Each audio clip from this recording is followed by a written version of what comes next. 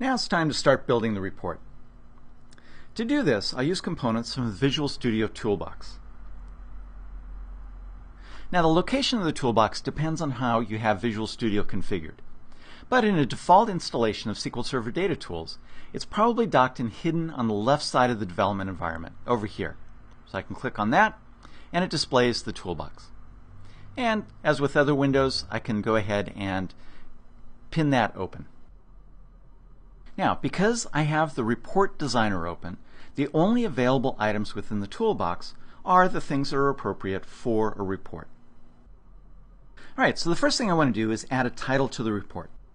So from the toolbox, I want to grab the text box here and drag it over into the report. And I can move it around. I'm just going to go ahead and stick it up in the upper left corner of the report there. And then I can click on it again, and I want to enter the text Customer Orders.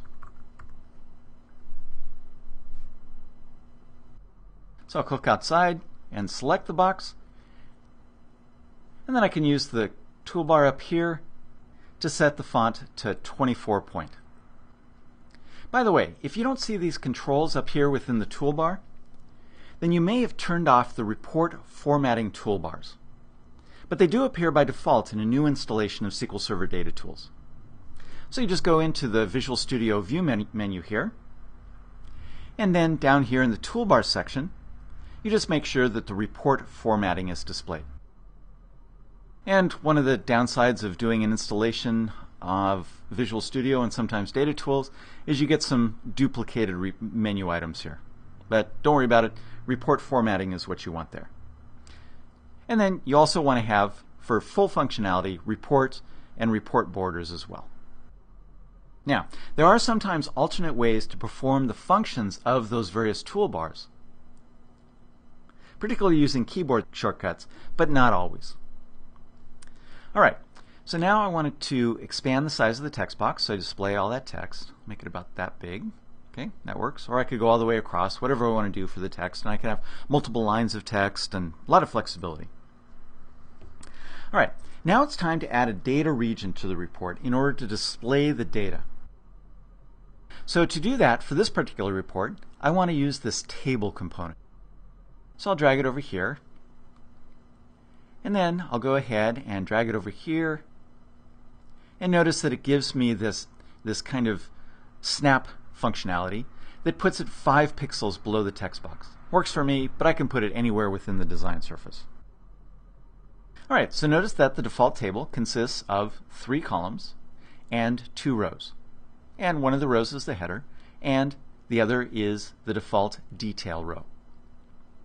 Now you can add additional headers, you can add lots of detail rows, you have a lot of flexibility in how you configure this table to display the data. Okay, at this point, don't worry about the size of the table. It's expandable and will expand in size automatically as you add columns to the report. But you also have control over that. Okay, now I want to go back over to the report data window here. First thing I want to do is add the company name. So I'm just going to grab that field right there and drag it over here and hover over that first column. And notice that the column turns blue, which indicates that when I release the mouse button, the company name is going to be the field associated with this column. I'll do that. And now you can see that it automatically added a column header called company name. So notice that you really can't tell here, but it added a space there because it used proper case within the database. And then it also added the field name delimited by these square brackets, which indicates that it's going to use the company name, the value of the company name field. So it's actually an expression that tells the report to read the data from that field, take the value of that field from the result set. Okay, I'm also going to do the same thing for phone field, put that in the second column, and the email address in the third column. Now at this point, I've added 3 fields, I've filled up the table, but I have more to add. But no worries. The designer has you covered. So the next field I want to add is the order date. So I want to drag that over here, and I want to do it until that blue vertical I bar appears. So what that indicates is that when I let go of the mouse button, that's going to put it to the right of the previous field. And as you can see, it expanded the size of the table. Now, one caution. If I move the field, the cursor, as I'm dragging the field over, too far to the right, then that blue eye cursor disappears. And then if I drop the field, what it's going to do is the designer adds it as a single text field instead of as part of the table. So that's a problem. It's appropriate in some situations, but it's not appropriate for this particular report. All right, so I'll continue to add additional fields here. Total due, by the way, that would see the blue I column disappears. I don't want to do that. I want to add it to the right of order date. So I've got that. And I'll include product ID and order quantity. And finally, line total. All right, and notice that even as the table gets wider, the designer surface gets wider as well. And you have control over that. Okay, so I have the basics of the report done. So I'm going to go over here to the preview pane and take a look at the data. So it takes a few seconds to fire up a connection to the database, read the data set from the database, and then generates this preview of the report as it's currently designed. All right, so you can see that I have a company name repeated over and over again with the contact information, and then various order items with different product IDs. And you can scroll down through the data and see the report as it's currently designed. So certainly a serviceable report, but it's not exactly attractive, and it's not terribly useful. And you have things like these times in there that really don't apply. So before I go any further with the report design, I'm going to clean it up a bit. All right, so I'm going to go back over to the Design tab here. Scroll back over. I'll go ahead and hide these so I have a little bit more room to work with there. Okay, so the first thing I want to do is bold the header row. So I'll just use this gray rectangle over on the left here to select that entire row. And I can just click on the B there, and that bolds that text. Pretty simple, pretty much like a word processor. All right, now you may have noticed that in the report preview, there were some columns that weren't wide enough to display each row's data on a single line, particularly the company name, phone, and email address columns. And I'm not going to worry about the order date because at the moment it has that time value in there. So if I make it wide enough to show the time value and then later get rid of the time value, then the column is going to be way too wide. So I'm not going to worry about that for now. Okay, so the way you can change the width of a column is that you can select this selector up above the column and then use this right here and just drag it on over and make it wide enough. All right, I'll do the same thing for the phone. Make it a little bit wider, and for the email address. Now at this point, unfortunately, you need to estimate the width of each column because you need to do this within the design view, but the design view doesn't have any data within it, so you can't see any of the real data that's contained within the report. All right, so it becomes an iterative process. I'll go over to the preview pane here, and looks like all those are okay. Continue on down. We're into the second pages. Notice that I'm going from page to page of the report. I want to look at all the data, make sure that everything. Okay, it actually looks like, yeah, I won't go through all of the rows, but it looks like that's pretty good, maybe even a little bit too wide for the company name. Phone is probably okay. Email address is probably okay. Could be a little bit narrower. Okay. So I'll go back over here to design, and I'll make the company name just a little bit narrower. We don't need quite that much room. And phone just a little bit narrower as well. And I'll come back over here to preview. It refreshes everything. And looks like that's probably good. Again, you could go ahead and scroll through all of the data in the report. I forget how many rows are within this result set, but we're up to estimated about 4 pages there and can continue on. All right, so good enough for now. Now, one of the things that you may have noticed when I selected the preview pane the first time is it took several moments for that data to appear. But the second time that I went to the Preview tab, the report displayed much more quickly than the first time. Now, I'm accessing this data on the local machine, so it doesn't have any kind of network latency, and it's not a huge result set. Again, I forget how many records are here. There's probably a couple or a few hundred, something like that, but it's not a massive number of records. But the reason it was quicker is that the first time that I previewed it, the designer had to go out to the database, execute the query, and then return the results. But then the designer caches that data, so that each subsequent time that I preview the report, it doesn't have to wait for the data from the database. It may still take a moment to render the report, but that's a small portion of the time that's needed to preview the report. Okay, next thing I want to do is fix this date and time value. So I'll go back over here to design.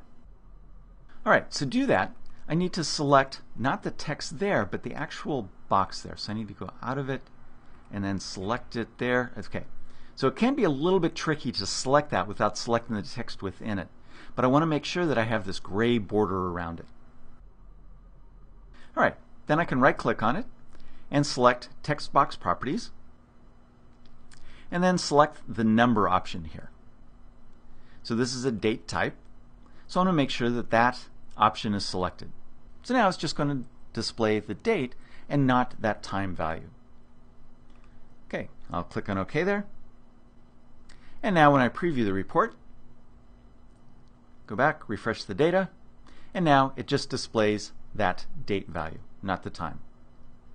And as I can see now, my column is a little bit too wide, so I'll come back over here to design, select it, and decrease the size a little bit, go back over to preview, and that looks pretty good. Alright, I'm going to go back into this value here, and right click on it, text box property. And just show you, there's a number of other things that you can do. You can change the name, you can change the value that it's selected, you can add a tooltip to it, you can allow the height to increase or the height to decrease as you want. I showed you the number settings here. There's alignment. If I wanted it to be aligned in the center, vertically and horizontally, I can pad each side of it as well. I can set different fonts for it. I can provide different kinds of borders, fill for it if I want to have some sort of color to highlight the value. The visibility to show it or hide it or base it on some sort of expression. There's all kinds of options here that you can use in order to customize how you display individual values that are displayed within a text box. Okay, so definitely worth exploring all of those options. But that's good enough for this particular report. Okay, so the last thing I want to do with data formatting is to display the total due and the line total columns as currency. So if I go back over here to preview, notice that the line total and the total due are just being displayed as the raw numbers. So I can go back over here to design and I'll select total due, open up the text box properties again, select number and currency. And as you can see, I have various options. I can display decimal places or not, select how many decimal places I want to do. We have some pretty big numbers, so I'll use 1000 separators so that they display there. And you can also choose how negative numbers are displayed, and various other options. Okay, all the other options are fine, the default values. So I'll click on OK, and then I'll do the same thing there for line total.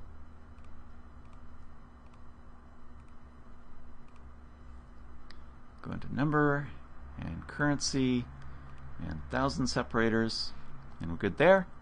And preview the report once again, and notice now that we have nicely formatted currency values. Okay, so there's probably other things that I could do to improve the data formatting and the appearance, change various things to align them, center in the column, change different fonts, maybe highlight, use colors to highlight different values and so forth, but you can play with that, and I'm going to go ahead and move on now. Okay, so one of the funky things about the report in its current state is that each company name and its contact information is repeated on each line of the report for every order and every order detail. In order to get rid of that redundancy, I can group the report data so that those redundant lines are no longer repeated, and only the unique information appears on each line. For that, you can add grouping to the report. All right, so I'm going to return over to the design view here. Before I do this, I want to point out that one of the weird anomalies of the AdventureWorks LT 2012 data is that there's no more than one order for each customer in the database, and all orders are dated 6/1/2004. Now, in a real-world report, you'd want to group on orders and on order details, which reports can easily handle. But given the nature of the data that I'm working with here, I'm only going to group on order details. And so AdventureWorks basically needs to improve its products and or services, so maybe a customer will place a second order. So there's some business sort of thing going on with AdventureWorks. All right, so what I want to do here is group on the company name, the phone, email address, order date, and total due fields. So in order to do that, I want to make use of this row groups section down here. So I need to come back over to my report data. So I'll pin that open for a moment. And I want to drag company name down here. I want to actually add it above the details, right there. There we go. And then the phone, I want to put below company name. And then email address, below phone, order date, below email address, and then total due.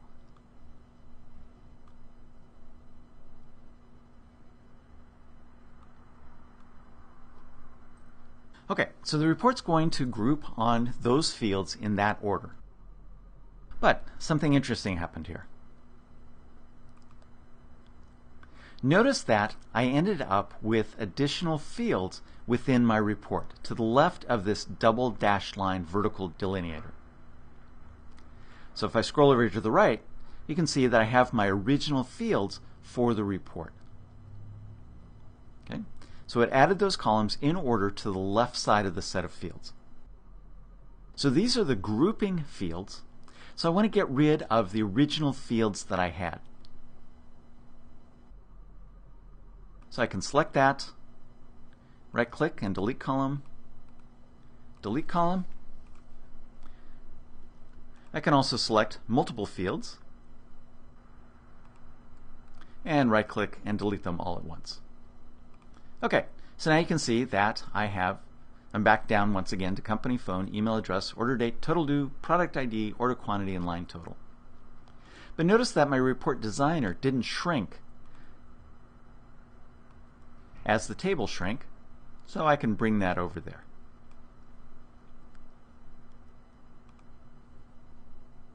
Okay, so now, unfortunately, when I deleted the non-grouping columns, I deleted their formatting, including the column width. So I need to once again adjust the column widths. Make company name there, phone I think was okay in its original width, email address a little bit wider. And I can preview the data once again. There's the company name. Oh, phone and email address still needs to go wider.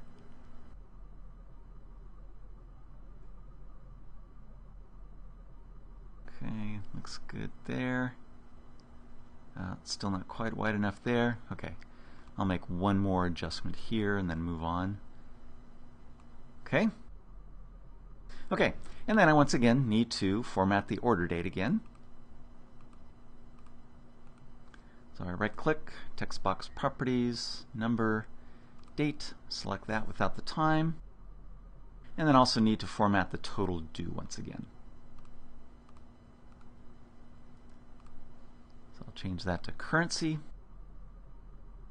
and separators, and we're okay. Now, I don't need to do it again for the line total because that isn't a grouping column, and so I didn't delete that column. So that still has that currency. Okay, now I want to step back and point out, now that you understand how grouping works and the downside of adding it after you have the report, is that I intentionally created the report with duplicate grouping and non-grouping fields. Honest I did. But I did that so you could see what happens. Normally, what you're going to want to do is add the grouping fields separately to avoid that duplication and reformatting issue. Or at least do the data formatting after all of the other report design elements are done. Okay, so just be aware of that as a sequence of events that you need to do for designing the report. Okay, then the last thing I want to do to this particular report is add a total for each customer's products, just in case any customer ever places a second order. All right, so here again, once again in the Design tab, I'm going to right-click the Line Total field and select Add Total. Okay, so that adds a total for this group of records. And then I can add static text as well, so I'll put in a total here. Oops. Okay, and I'll go ahead and bold that just for kind of set it off a little bit. Okay, so now I can preview the report, and this is my semi-final report. So I've removed the duplicate company names and the phone numbers and the email address and the order date and the total due. And then I still have detail rows for the product ID and the order quantity. And I can scroll down here and off to the left, go to the next page, and there you can see a more typical scenario. So Action Bicycle Specialist only has a couple of product IDs. You can see the total. If I scroll over here, have the total there. Now, by the way, this total doesn't equal this total because the total due also includes tax and freight. I just didn't include those additional values in my report. So we have a fairly simple report, and as you can see, it's mostly done just with drag and drop functionality within the Report Designer.